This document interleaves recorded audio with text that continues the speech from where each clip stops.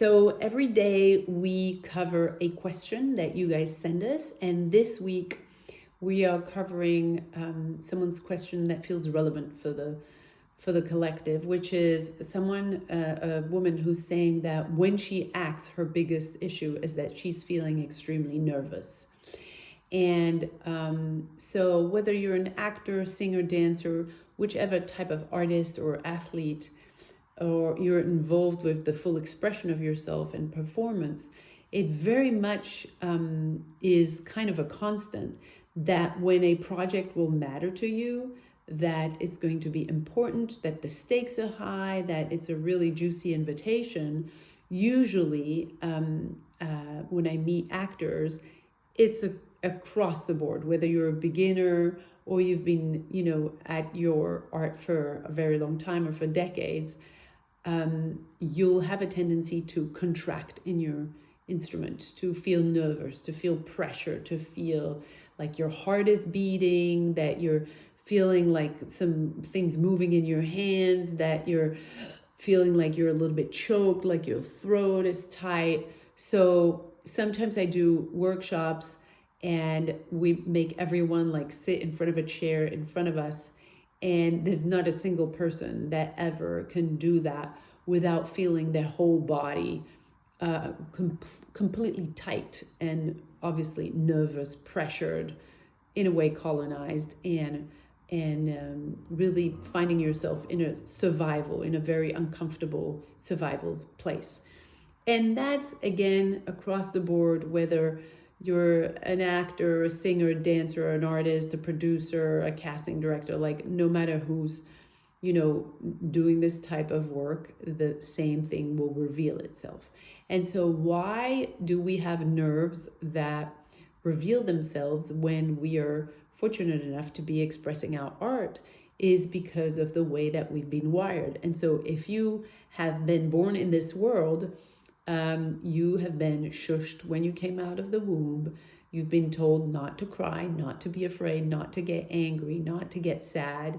And then you were moved to where there's much more colonization and oppression. You went to school where you're told to behave a certain way, that you're told to feel a certain way, to think a certain way, to learn what you're told, to do what you're told, to move how you're told, to think how you're told, etc., etc., etc. So the conditioning is pretty relentless. Some people call it indoctrination, and it leaves you disconnected from your body, and it tells you that whatever you feel, whatever you think, whatever moves from your instinct, whatever is natural to you should be suppressed. Because when you're little and you're being told not to feel, not to get angry, not to think what you want what you want, feel what you want, you're obviously also feeling threatened that if you don't respect what's being demanded of you, you're going to get in trouble, you're going to get punished, humiliated, beaten, ashamed, etc.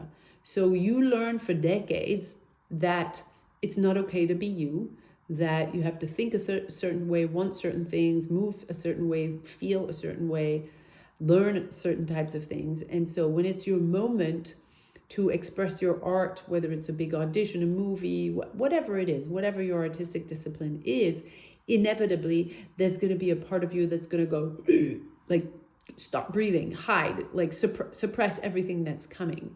And that's a paradox, right? Because as an artist, what you need to express your art is your truth. It is your instinct. It is your freedom. It is your authenticity. It's what makes you you.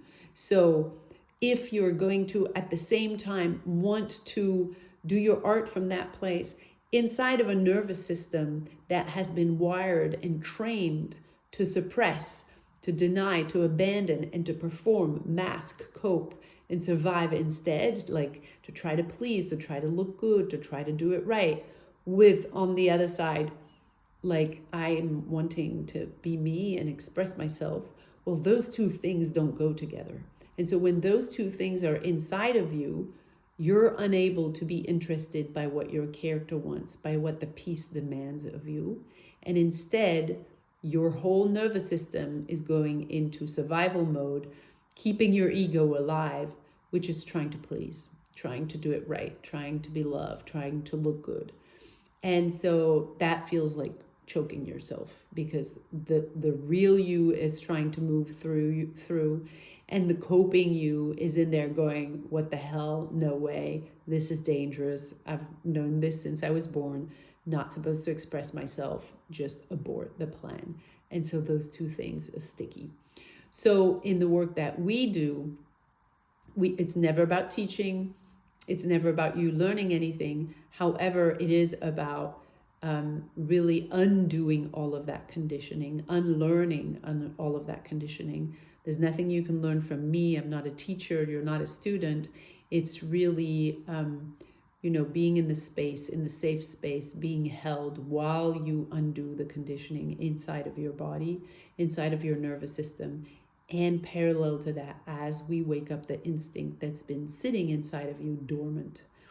So if that makes sense, if you're kind of tired of trying tricks and methods and techniques to add to your conditioning, and you want to return to what's really you, what's really authentic, what's really feeling honest, and what's feeling fulfilling, that is definitely going to make you be interested in your character's needs and wants, rather than trying to look interesting inside of your ego.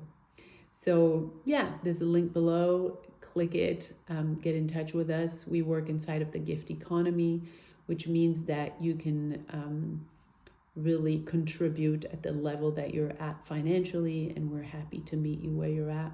So yeah, if that feels like home, well, welcome home. We're excited to meet you. Ciao.